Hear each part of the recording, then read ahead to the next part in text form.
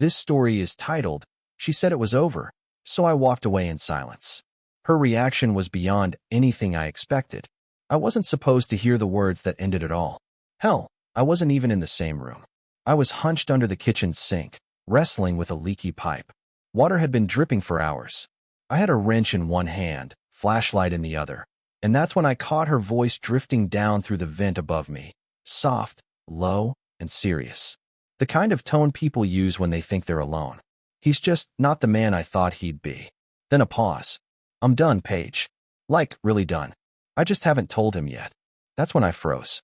My grip on the wrench must have tightened without me realizing, because it slipped and banged hard against the pipe. The sound echoed, loud. I heard silence upstairs. Then footsteps. Slow, careful ones. Then nothing. I didn't move. Didn't breathe. I just stayed there, crouched on the tile, soaked in rusty water, feeling my stomach sink. My name's Ira. I'm 39. I do remote tech support from the attic, fix things around the house when they break, and apparently, I no longer spark anything in my wife. Her name's Fallon. We've been married for 9 years.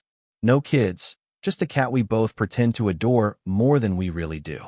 We live in Ohio, in a plain gray house on a street where every yard looks like it's competing for a trophy no one agreed to give out. I'd known for a while that Fallon had pulled away. Her smile started to look like it came with instructions. She sighed more than she spoke. She'd scroll through her phone in bed at night until the glow from the screen made her skin look like ice. But I never guessed she'd already mentally packed her bags. After hearing her that morning, I didn't say a word. Didn't ask who Paige was or what else she'd spilled. I never brought it up. What could I say, really? Hey, babe. Overheard you emotionally checking out of our marriage through the air vent while I was elbow deep in plumbing. Yeah, no thanks. Truth is, I couldn't even process my own reaction, let alone imagine handling hers. So I shut down, turned inward. I picked up a little green notebook, not digital, not on my phone. An actual notebook. I started jotting down the things she said that didn't sit right. The day she came home late from yoga with her hair too perfect. The time her phone's location glitched and suddenly corrected itself. I logged it all. Not for revenge. Not to trap her. Just to remind myself I wasn't making things up. She started saying things that chipped away at me, slow and sharp. Ira, you're too stable. No passion. No adventure. Or, I thought marriage would feel like a journey. This feels like standing still. I wanted to shout. Of course we're standing still, Fallon. One of us is trying to keep the door open while the other's already halfway down the driveway. But I didn't. I nodded. I smiled. I offered to cook dinner more. Downloaded a meditation app she liked. Tried getting up early to walk with her before work. She turned me down every time. She was already gone. She just hadn't moved her bags. Then came that Wednesday night. She walked into the living room while I was folding laundry, just a sweatshirt, nothing special, and said flatly, Ira, I think I'm done. No build-up.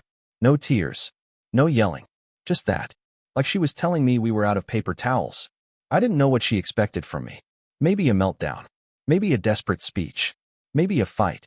And yeah, all of that was boiling up inside me. But I gave her none of it. I looked at her, held her gaze, and nodded once. Okay, I said. She tilted her head like I was speaking a language she didn't understand. That's it. I didn't answer. I walked into the bedroom, grabbed the small duffel bag I'd packed 2 days earlier, tucked my green notebook inside, and walked out without slamming the door. Fallon didn't follow me. She didn't say a word. Maybe she thought I was bluffing. But I wasn't. She never saw it coming. I checked into the Sandstone Motel, just off Route 42. The kind of place with scratchy sheets, flickering lights, and a breakfast buffet no one touches unless they're desperate. I didn't care. I wasn't there for comfort. I needed quiet. Space. Anything but Fallon's disappointed sighs every time I walked into a room.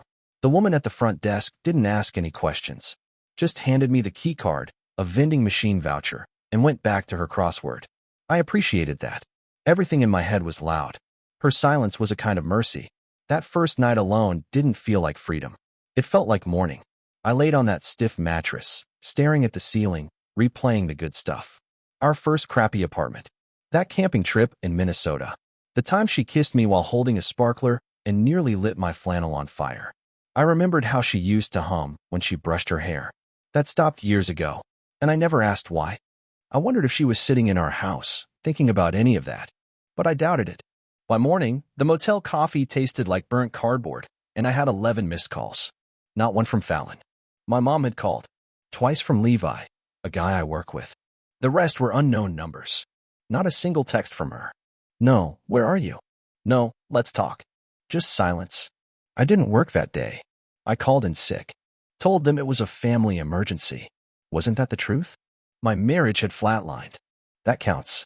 Instead, I drove to the little bookstore Fallon and I used to visit on Saturdays, back before everything got too complicated. It was still there. Still smelled like dust and over-roasted coffee. I sat in our old corner, holding a book I wasn't reading, watching couples come and go, holding hands, laughing. I felt like I was outside the world looking in, like a guy pressed up against the glass of a life he used to belong to. That night, I opened the green notebook again. Only this time, I didn't just record what she said or did. I wrote about me. About every time I swallowed words I should have said out loud. About the anniversary dinner she canceled last minute, and how I told her it was fine even though I'd spent 3 hours cooking. About all the times she laughed too hard at some guy's text, and I pretended not to notice. I started wondering when I disappeared in my own marriage. Not just to her, but to myself. The next day, I drove back toward the neighborhood. Didn't go in. I parked a few streets over and just sat there, watching. Her car was there, parked in the same spot. Curtains pulled shut, porch light off, even though it was already dark outside. She wasn't out living some wild double life that night. She was just home, in the house I used to live in, breathing the air I used to breathe. I didn't know what I was hoping to see. Maybe her pacing the living room, waiting for me to come back. Maybe her curled up on the couch, scrolling through her phone, looking miserable. But nothing happened. Just a quiet house with my ghost still inside. Then something strange happened. Around 10:47 p.m., a car pulled into our driveway. Not an Uber. A dark gray sedan. The headlights stayed on a little too long. A tall man in a suit stepped out. He didn't knock.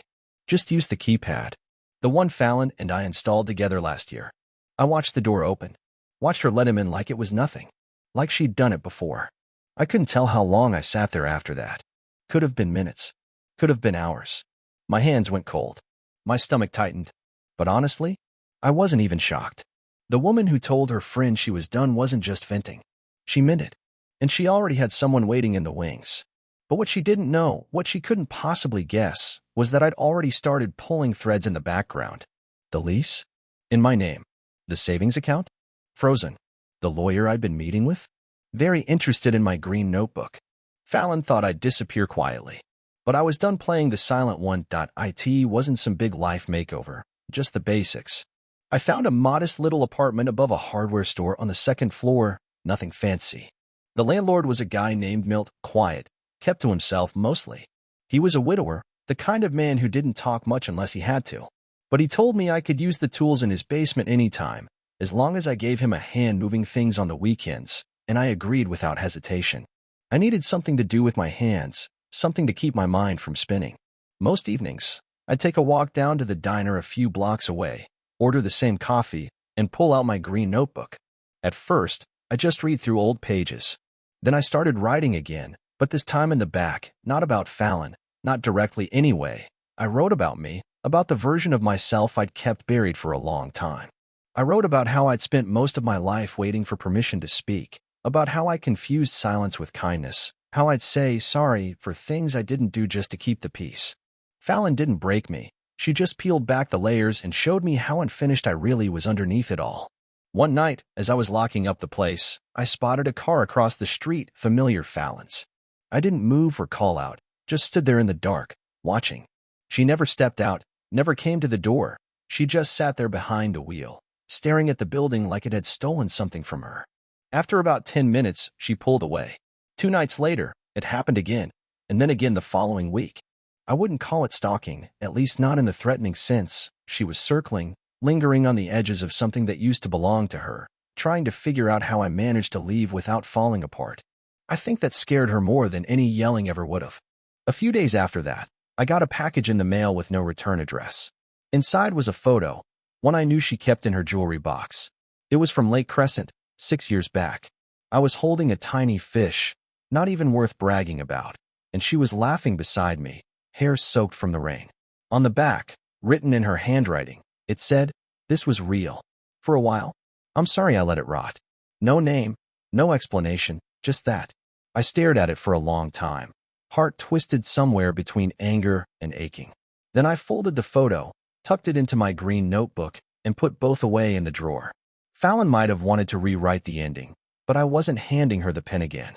A week after the photo showed up, I stopped keeping an eye on the front door. For a while, every time a car slowed near the building, I half expected it to be her, Fallon. Another quiet drive-by, another night spent watching from the shadows, a reminder that what we had didn't end in flames. It froze over. But the car stopped coming. Her texts dried up. Her brother quit calling. It felt like the storm had passed, not with a crash, but with silence. At first, I told myself that was peace, but if I was being honest, I knew better. Fallon was regrouping. Meanwhile, I kept moving. I started joining the group runs on Saturdays, even though I've always hated running. I also helped Milt more with the hardware store, stocking shelves, moving inventory, lifting heavy stuff. That steady rhythm, the physical work, it grounded me. I wasn't just healing, I was starting to return to life. Then one morning, something cracked through all that quiet progress. I checked my email like I always did, and there it was, a message from Fallon's work address. The subject line read, "Misunderstanding." I hovered over the delete button, but curiosity won out, and I opened it. "Ira, I never told you the whole story. The man you saw, he's not who you think. His name is Chandler. He was my therapist. I'd been seeing him for months after my dad died, and I didn't want to tell you. I was afraid you'd think I was weak. That's why he had the door code. I let him in to check on me after I missed some sessions. There was never anything romantic. I swear. I read it once, then again, then 2 more times after that. Finally, I shut the laptop and stared up at the ceiling for 20 long minutes, feeling something that looked like relief but didn't quite feel like it. It felt more like betrayal pretending to be mercy. Because if she was telling the truth, if Chandler was just a therapist, why hadn't she ever talked about her grief? Why say she was done like I was some old couch she couldn't return? Why talk to Paige like I was already gone? Why never bring me into that pain? Then it clicked. Even if she didn't cheat in the way most people define it, she'd still shut me out of her emotional life long before I walked out the door. She gave another man access. Not to her body, maybe, but to her soul, and that kind of betrayal leaves a scar just as deep. Still, I did something I didn't expect, I wrote back. Then you should have told me while I was still there. I wasn't afraid of your pain, Fallon. I was afraid of how much you hid from me. I'm glad you got help, but I had no idea you even needed it. That's what broke me. She never replied. Not a word. Not a dot. Nothing. And somehow, that silence hit harder than the night she said she was done. Time moved on. The leaves along Route 42 turned gold and red as fall settled in. I started to feel lighter. My green notebook, once a journal of quiet heartache, began to fill with sketches, bucket list items, recipes I wanted to try, and names of places I might want to visit someday. Then one evening, as I was locking up the store, Milt nodded toward the front and said, "You've got a visitor." I turned, expecting a neighbor or maybe someone I'd helped earlier in the week, but it wasn't. It was Paige. Yeah, that Paige. Fallon's friend, the one from the phone call. She looked awkward, like she'd shown up to a wedding she wasn't invited to. She was holding a coffee the size of her head and a small brown envelope. "Ira," she said, "can we talk?" Every part of me wanted to say no, but I nodded toward the bench outside. We both sat. The night buzzed with crickets and far-off engines. "I didn't come to stir anything up," she said. "Fallon doesn't know I'm here. She'd freak out if she did." "Good to know," I said flatly. She handed me the envelope. "I think you should have this. Fallon wrote it a week after you left, but she never sent it. I found it by accident. I didn't take it right away, just looked at it, unsure." "Why now?" I asked. Paige paused. "Because you deserved more than silence. And honestly, I don't think she even knows what she wants anymore. But I saw how she treated you, and I wasn't okay with it." I finally took the envelope and slid it into my coat pocket. I didn't read it that night, just sat with it, held it, wondering if any real closure could come from words that had stayed hidden like a buried apology. Eventually, I opened it, and what I found inside flipped everything I thought I knew about why she let go and what it really means when someone says I'm done. It was 6 pages, handwritten on lined paper. Some words crossed out, others double underlined. I hadn't even realized I was holding my breath until I started reading. Her handwriting looked shakier than I remembered, less polished, not like the neat little fridge notes or planner list she used to leave. This was messy, unfiltered, closer to what I wish she'd said to me in person. She started it with, "Ira, if you're reading this, then Paige must have turned on me, but maybe that's not entirely a bad thing." I kept reading. She talked about how, around a year ago, things started getting foggy for her. "It didn't feel like me," she wrote, "but in some strange way, it was always just a little bit me." She described the sense of being trapped, like her life didn't fit right anymore. "Like a sweater I used to love," she said, "but now it scratches and pulls tight at the neck." She owned up to pulling away, to testing me. Said she'd hoped I'd pick up on the signs, that I'd call her out on the distance, because she didn't have the guts to start that conversation herself. And when I didn't, she took that silence as proof I didn't care. But the truth was, I was just waiting for her to let me in. She wrote about Chandler, her therapist, and how she convinced herself he felt safe because he didn't know her baggage, didn't see the patterns she was tired of repeating. "He saw me as a woman in pain," she explained, "not as a wife who'd stopped trying. With you, I felt seen, and not always in ways I liked. With him, I felt invisible, and somehow that felt peaceful." She said nothing physical ever happened, though she admitted it had crossed her mind. The guilt pulled her back before anything crossed the line. "But I know emotional betrayal counts too," she wrote. "I won't ask you to forgive that. I just hope, someday, you understand how scared I was to ask for help." The last paragraph hit the hardest, not because it was mean, but because it was honest. "You were always steadier than me, kinder than I gave you credit for. I thought you'd fall apart when I said I was done. But you didn't. You walked away like someone who had already been shattered. I didn't know you had that kind of strength. I think that's what scared me the most, that I never really knew what you were made of until it was too late." I folded the letter shut and sat there in my apartment, surrounded by silence, the only sound being the occasional groan of the floorboards upstairs. I didn't cry, didn't get angry. I just felt hollow. It was strange. I'd wanted answers for so long. Wanted to understand why she pulled away, why she shut me out, why she left a door open for someone else while I was still trying to knock on the front one. And now, I finally had the answers, and they didn't fix a damn thing.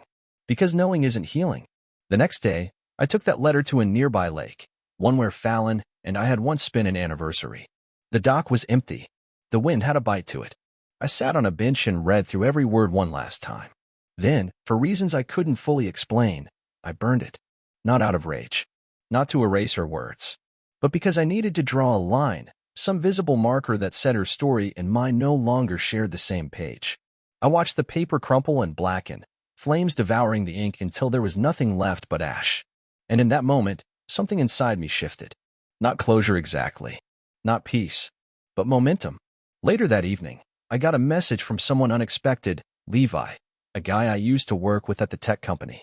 He'd heard through the grapevine that I'd moved out and asked if I wanted to grab a drink. I almost said no, but something in me said, go. At the bar, after his second beer, Levi leaned in and said, "Man, I hope you don't take this the wrong way, but..." I always found Fallon kind of intimidating. I laughed, caught off guard. Why? She had this look, like she was always sizing people up, trying to decide if they were worth her time. "You never did that," he added. "You just listened." That stuck with me. Because it was true. I did listen. I always had. But somewhere along the way, I stopped listening to myself. Later that night, walking home, I passed a couple on a bench in the middle of an argument. Their voices were low but heavy with tension. The woman said, "Just say something. Anything." And the guy, arms crossed, mumbled, "I don't know what you want me to say." That was us, once. Me, frozen. Fallon, reaching. And both of us missing the bridge we should have been building together. But I wasn't that man anymore. I wasn't stuck in the silence. I wasn't trying to piece together something only one of us still believed in. Fallon thought leaving would make her free. But neither of us expected that I'd be the one who actually walked away. A month went by. Then another. The seasons shifted in that quiet, invisible way they always do when you're not paying attention. One morning, I noticed frost on my windshield, and it hit me. I'd been gone for over 3 months. Long enough for the quiet to feel normal. Long enough for me to stop expecting her to call. Fallon never reached out again. No more glimpses of her car parked near my building. No late-night texts. No awkward encounters at coffee shops or the grocery store. She vanished just as completely as I had. And that's when it finally felt real, not just a break, not just a rough patch, but the final chapter of a story we'd both outgrown. But the strangest part of grief isn't the heartbreak, it's the loss of identity that follows. For years, I was a husband. That role shaped my routines, my choices, even how I thought of myself. I gave things up, not just out of love, but out of habit. I stopped hiking because Fallon hated bugs. I let go of friends she found exhausting. I even changed my laugh. I remembered that one night, how she once said it made me sound too eager. And after a while, I adjusted it without even realizing. When you let someone else mold you long enough, you start forgetting what shape you were to begin with. So I started rebuilding, not for revenge, not to reinvent myself, but to recover who I used to be. I went back to old joys, pieces of myself I hadn't touched in years. I dug out my sketch pad from college, buried in a box of tangled cords and dusty tools. Bought new pencils. Started drawing again early mornings, before the city stirred. I reached out to Danica, an old friend from a job I had back when Fallon and I were still dating. We'd always gotten along, but Fallon didn't like how much Danica smiled when she talked to me. So I stopped answering, stopped inviting her out. I quietly let the friendship die to keep the peace at home. And now, here I was, sitting across from her at a diner, trying to summarize a decade in a single breath. To her credit, she didn't flinch. Just smiled and said, "Sounds like you were trying to disappear politely." That line haunted me for days. Because she was right. I hadn't just gone quiet. I've been slowly erasing myself. Shrinking to fit the version Fallon wouldn't criticize. Dialing myself down to avoid the fights. I thought that was being a good husband. Turns out, I was just fading. Around that time, I had a dream. I was back in our old house. Fallon was upstairs laughing with someone I couldn't see, and I was frantically trying to pack a suitcase, but my hands wouldn't work. Everything kept slipping out: socks, shirts, memories. When I finally got the zipper to close, I turned to leave, but the door was gone. Just a blank wall. Plain beige drywall where an exit should have been. I shot up in bed, heart racing. That dream stuck with me, not because it was terrifying, but because it felt like a truth I hadn't admitted yet. Even after I left, I was still dragging around pieces of a life that didn't fit. Still trying to zip up a suitcase full of things I should have tossed out years ago. So I made a call. Told the lawyer to start the final property settlement. The house was still in my name. I could have forced a sale or taken it back, but I didn't want it. I told him to give Fallon the option to buy me out. If it mattered to her, she could keep it. But I wasn't stepping foot in that place again. Then, for the first time, I started looking at new cities. Not for a trip, for a life. I circled 3 towns on a map, places I'd always been curious about, and planned road trips for the month ahead. I didn't know where I'd land. I just knew I couldn't stay rooted in a place built on kidvee beans and almosts. Before I left, I did one last thing. I wrote Fallon a letter. Not to reopen anything. Not to relive the past. Just to close the book. It was short. Sincere. Kind. Fallon, we were real. I know it. Maybe you do too. But we stopped seeing each other long before we said goodbye. I wish you peace. I mean that. And I hope, someday, we both become the kind of people we would have actually loved. Ira, I didn't send it. I folded it neatly, tucked it into the back of my green notebook, and slipped it into my duffel. The next morning, I packed the car, turned the key, and drove away from the city that held our story. I didn't cry. Didn't look in the rearview mirror. Because for the first time in years, I wasn't walking away from something broken. I was moving towards something whole. The first place I visited was Milmere, a quiet town nestled between 2 rivers, its hills ablaze with gold and crimson leaves. There wasn't much there: an old bookstore, a few diners, a main street with crooked sidewalks and hand-painted signs. But it had space, air, stillness. I rented a cabin on the edge of town for 2 weeks. No TV, spotty internet, just the trees, the wind, and me. And in that quiet, something inside me finally settled. I stopped checking my phone for calls that would never come. I stopped,